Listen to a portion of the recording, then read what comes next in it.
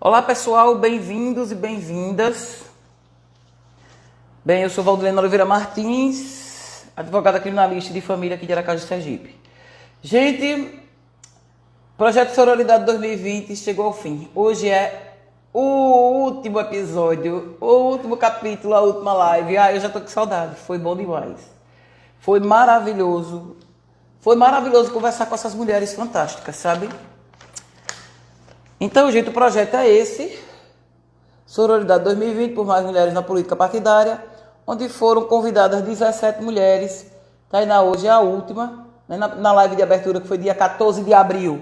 Eu conversei com a advogada de direito eleitoral e aí sucessivamente foi indo desse jeito. Vamos lá? Gente, todas essas lives estão salvas, editadas. Eu coloco no meu Facebook e coloco o link no Instagram. Deveria botar no IGTV, mas no IGTV não cabe, porque o IGTV só tem parece 15 minutos, uma coisa assim.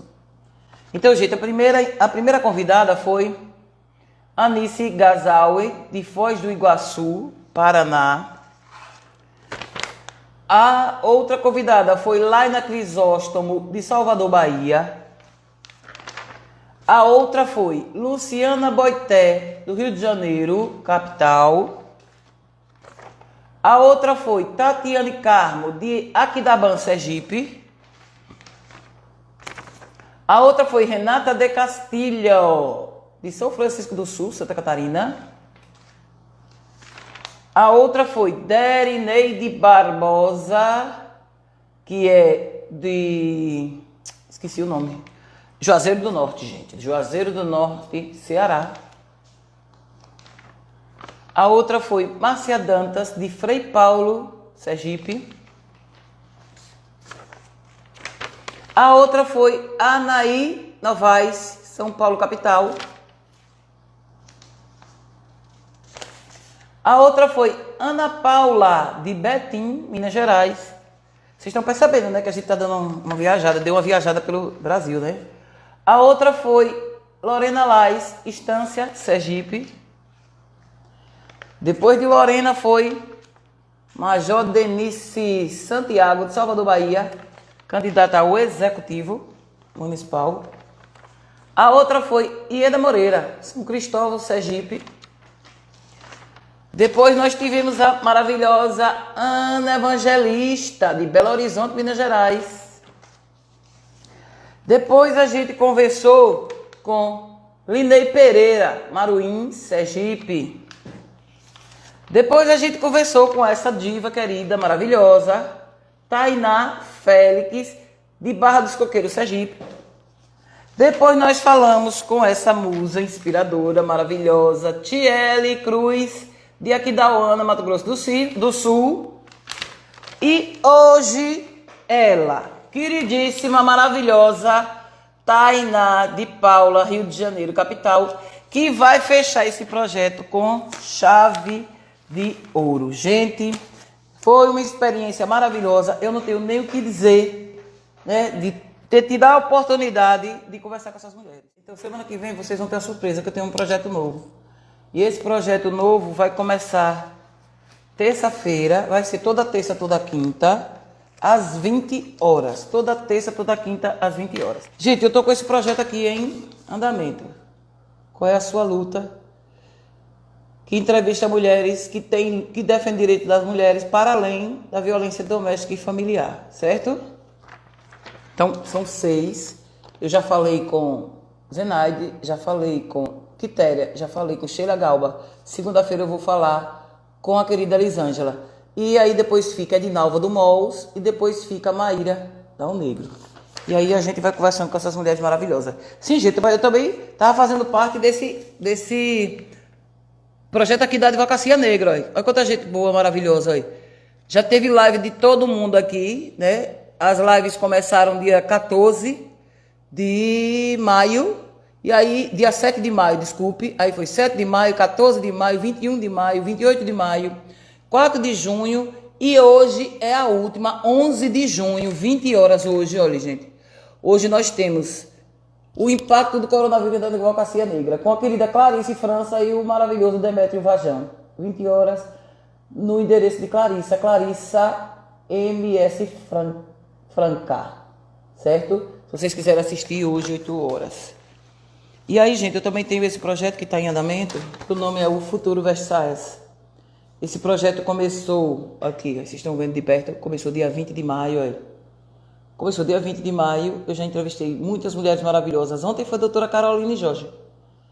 E sexta-feira, hoje é quinta, né? Sexta-feira vai ser essa maravilhosa aqui, ó. Chifronésia. Chifronésia quilombola, vai ser essa aqui, ó. Ela aqui, gente. Então, gente, são esses projetos meus que estão em andamento, fora o que vai começar terça, né? E quinta, que vocês também vão adorar. Então, cadê Tainá? Olá, querida! Querida, muita satisfação de ter você aqui. Olha, antes de Tudo tudo, bem? tudo bem, antes de passar a palavra para você, eu quero agradecer a disponibilidade. Eu sei que sua agenda é cheia. Quero É agradecer cheio. você ter aceito, né, vir conversar com a gente. E quero que você comece falando para essas pessoas quem é Tainá de Paula. Querida, vou ajeitar aqui, vou botar uma bateria externa. Eu tô com medo da gente ter esse papo interrompido por causa de bateria. Eu não quero interrupção no nosso papo. Ótimo. Me fale primeiro como é que você está aí nessa pandemia, como é que você tem se preparado, se resguardado. Aqui está tudo bem. Minha mãe mora aqui comigo, 81 anos, o maior cuidado é com ela, né? Eu tenho saído pouco, Ah, porque saí dia 19 de março, quando foi agora voltamos a trabalhar por escala, mas está tudo bem. Eu estava dizendo, quem tem condições de se sustentar, esse isolamento social está sendo ótimo. Quem tem condições de se sustentar, quem tem condições financeiras, quem tem um emprego fixo que paga, uma coisa assim, quem é concursado, esse isolamento está sendo bom. Eu não achei ruim nesse sentido, né? Mas em compensação, por outro lado, em relação às outras pessoas, é terrível. No geral, eu acho que a necessidade é a mãe da criatividade. Muita coisa nova está surgindo aí, por conta desse sim, isolamento, sabe? Então aí é. claro, Então eu quero que você claro. diga aí, quem é Tainá? Lindeza. Valdilene Tainá é uma ativista aqui do Rio de Janeiro. Eu sou arquiteta e urbanista. Olá, Maria, tudo bem? Sou uma ativista feminista aqui do Rio de Janeiro, ativista das lutas urbanas. Venho construindo uma trajetória já de muito tempo na discussão de espaço, de poder e representação. Fui candidata em 2018 e tenho aí gasto um tempo na discussão do cenário, da conjuntura política da esquerda, né? Falando desse lugar de mulher e de militante do campo da esquerda. Acho também, Valdirene, que a gente tem um desafio agora dado no pós-pandemia de reconstrução do Brasil. Oi, Rose, tudo bem, querida? De É reconstrução verdade. do Brasil e vejo como central a participação de mulheres, principalmente das mulheres negras, das mulheres periféricas, das mulheres não sudestinas. Então, acho que o Nordeste tem dado muitas contribuições importantes na discussão do Brasil. Eu acho que desde o Consórcio Nordeste até mulheres ribeirinhas, as mulheres indígenas, as quilombolas que estão no Nordeste, acho que centralmente as que estão no Brasil profundo, têm dado potentes contribuições no cenário atual de discussão de Brasil. Eu acho que o Brasil está sendo passado a limpo, Valdilene. Eu E concordo. nesse passar a limpo, sem dúvida alguma, estão aí na ponta dessa discussão mulheres. Vejo mulheres em suas diversas áreas de atuação provocando debates e trazendo temas importantes da gente discutir. No outro sentido, eu acho que a minha dedicação, né, de militante se constrói, se forja e muda de tamanho, de proporção a partir da morte de Marielle Franco. Eu acho que não é tema menor para ninguém nesse país, mas provavelmente para a esquerda carioca existe um peso muito grande de termos É. militado, de termos construído política ao lado de Marielle Franco. E nesse cenário, nós temos uma maior responsabilidade do que fazer, de resposta mesmo clara a essa morte e a construção do que virá. Eu vejo também uma necessidade, né, falando muito para que eu sirvo, né? Onde eu boto peso, na discussão de um novo modelo de sociedade, onde a gente fale de racismo, onde a gente fale Sem de dúvida. misoginia, do ódio às mulheres de uma forma clara. É muito difícil ser mulher no Brasil. E é muito importante a gente ter um projeto para as mulheres. Por isso que eu acho que o teu projeto Sororidade 2020 é muito potente nesse lugar de colocar as mulheres como centro da discussão política da agenda eleitoral. É muito importante isso. Então, meu agradecimento aqui público ao que você fez, ao que você colocou aí à disposição para a gente se encontrar. E não consegui acompanhar todas, mas todas as que eu vi foram muito potentes, né? Nesse outro sentido, o que eu acho que a gente precisa entender? Né? É claro que a gente tem uma agenda antifascista colocada, antirracista colocada, mas a gente precisa pensar na importância de discutir o projeto. Tem um projeto de Brasil em disputa, né? O Bolsonaro que é um projeto de morte, um projeto que não é de vida. E nós precisamos ter muito claramente construídos quais são as nossas referências futuras.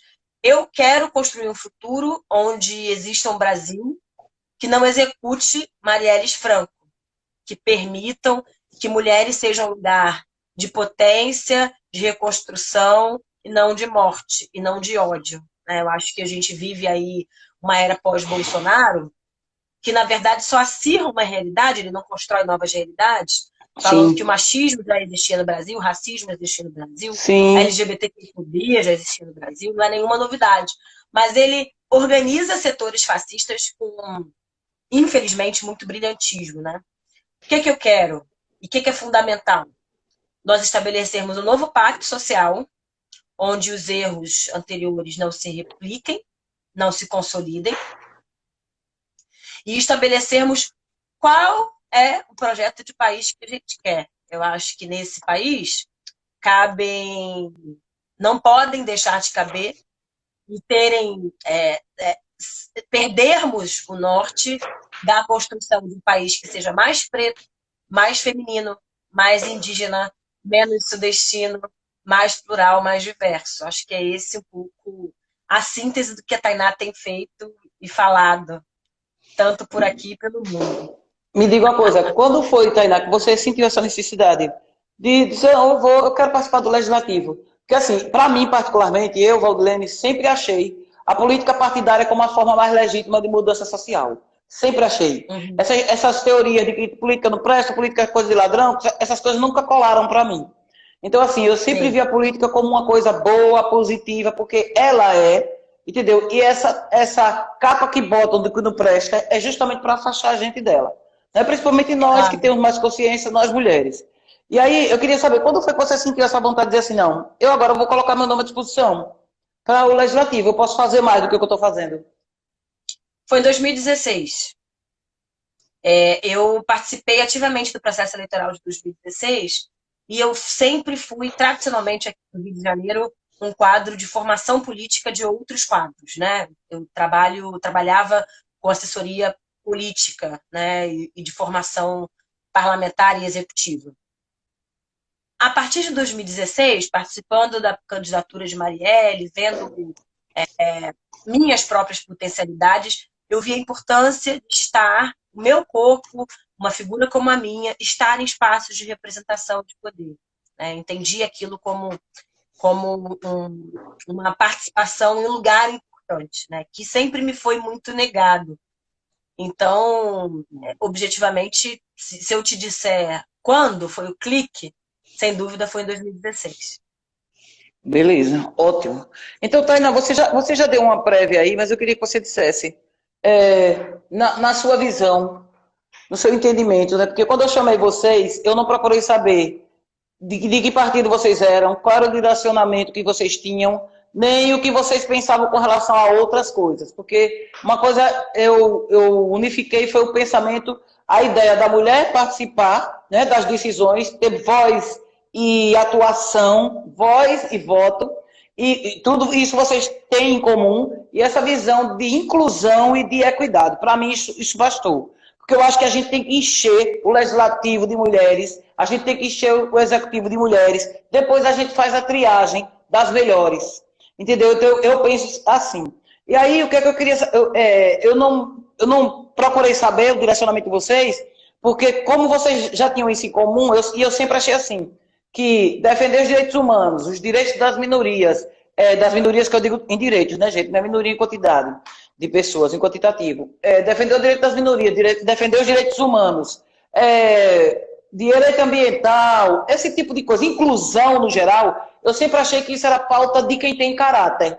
Não tinha nada a ver com esquerda, nem tinha nada com direita. Sabe? Então, eu sempre achei isso. Aí, o que eu quero saber de você? Como é que você estava vendo, como é que você vê, como é que você pretende atuar nessa questão da inclusão, da igualdade e equidade de gênero? Como é que você, se você tem algum projeto, se você tem alguma ideia, alguma coisa que você já está vendo? Algumas das meninas falaram aqui que uma coisa que elas acreditam é que esses 30% de cota de gênero, né, que eu deixo bem claro, não é cota de mulher, é cota de gênero, que esses 30% deveria ser para tomar posse efetivamente, e não só para se candidatar. Né? E aí eu queria saber o que você pensa, o que você vê, quais são suas ideias, e aí fica à vontade para falar. Eu participo de um coletivo nacional chamado Partida Feminista. Conheço. Foi nacionalmente promovido, né, por Márcia Tiburi e outras figuras. Eu sou uma dessas outras figuras. E continuo, enfim, atuante na rede de construção de mulheres.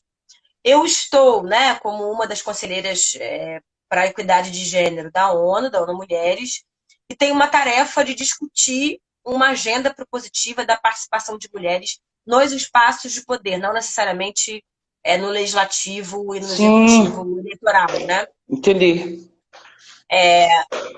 Eu tenho uma vontade enorme, Valdilene, vou ser super sincera, de construir uma escola específica para mulheres, uma escola da política para mulheres. Eu acho que falta cultura política para as mulheres e acho que isso é uma tática masculina de evitar que mulheres consigam se consolidar com mais fôlego e mais peso do que as figuras que tradicionalmente se colocam, né?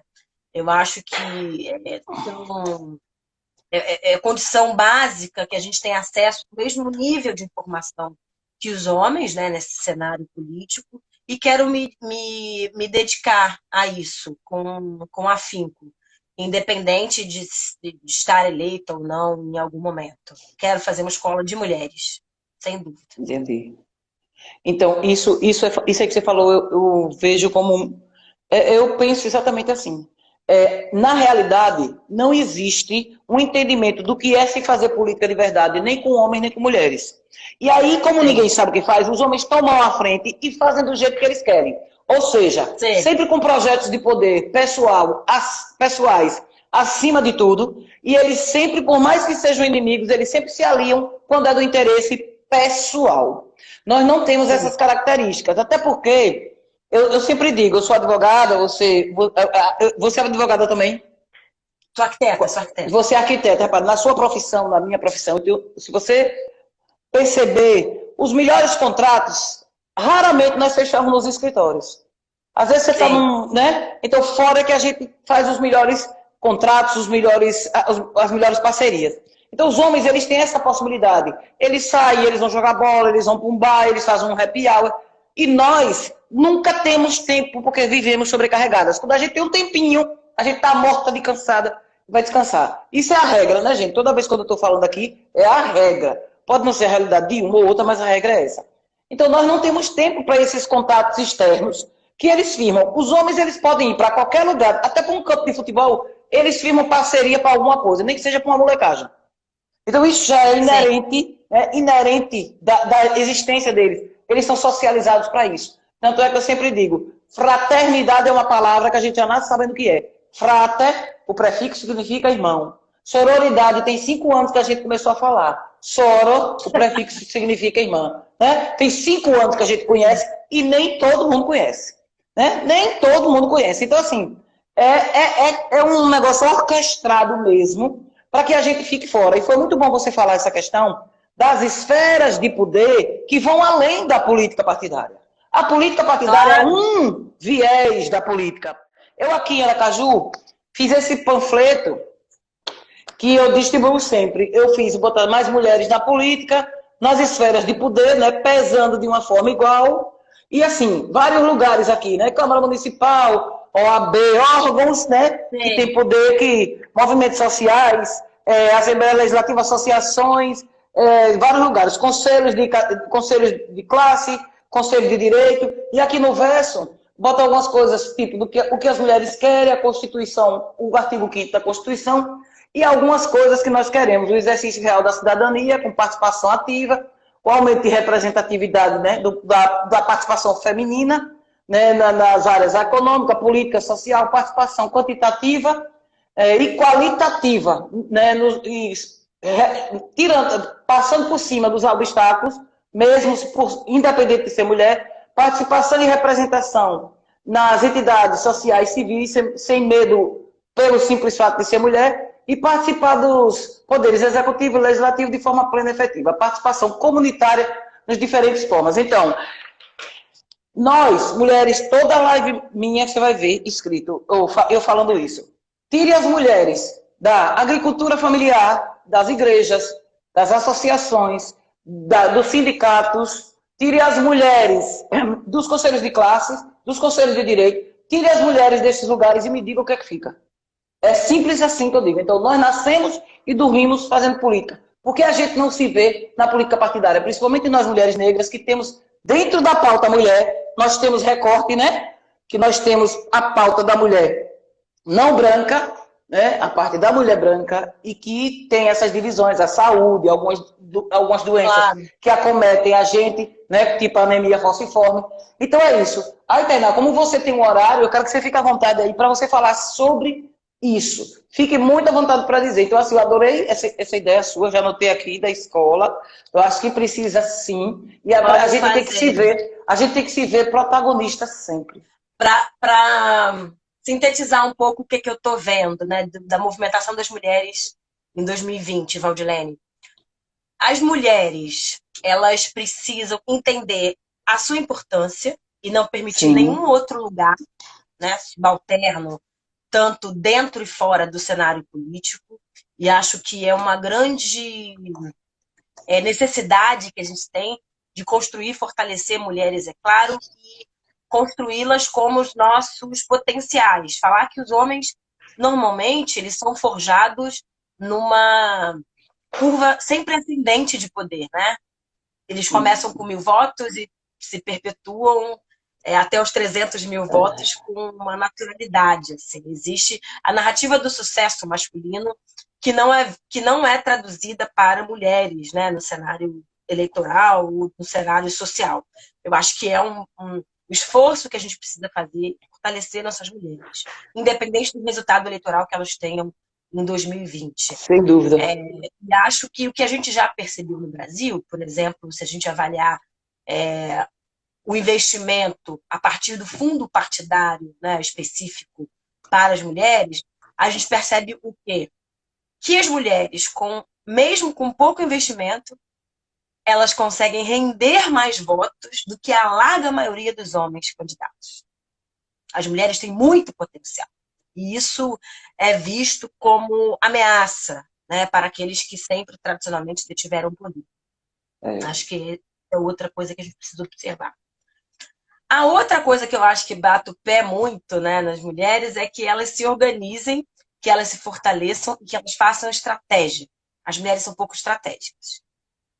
Eu acho que precisamos, né, durante muito tempo eu quis, por exemplo, e a Partida, né, esse coletivo que eu faço parte, pensou em fazer um partido político. A gente queria fazer um partido político, catar assinaturas e pensamos que isso seria possível.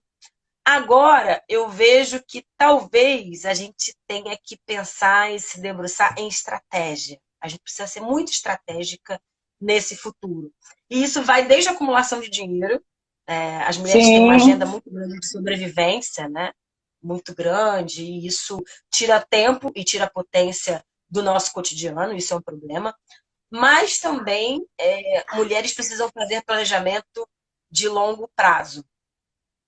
Eu vejo que hoje é muito mais possível, né, a gente ter uma Michelle Obama do que um novo Lula, comparando a um ciclo anterior, né? A gente conseguiu consolidar o Lula num lastro aí de 30 anos. Eu acho que vai ser mais rápido construirmos uma mulher não sudestina, não Não branca, de branca, origem isso. popular, Isso, nos próximos 15 anos, concordo. nos próximos 3 ciclos eleitorais. E isso a gente precisa organizar, a gente precisa projetar isso, querer isso, reivindicar isso, né? Investir nos nossos quadros femininos. Nesse sentido, eu fortaleço muito toda a construção de mulheres do Partido dos Trabalhadores. Eu sou já fazendo aqui minha colocação política, né? A gente não falou muito de partido aqui, e acho que não é o caso, mas eu vejo que é importante nós acreditarmos cada vez mais em projetos coletivos.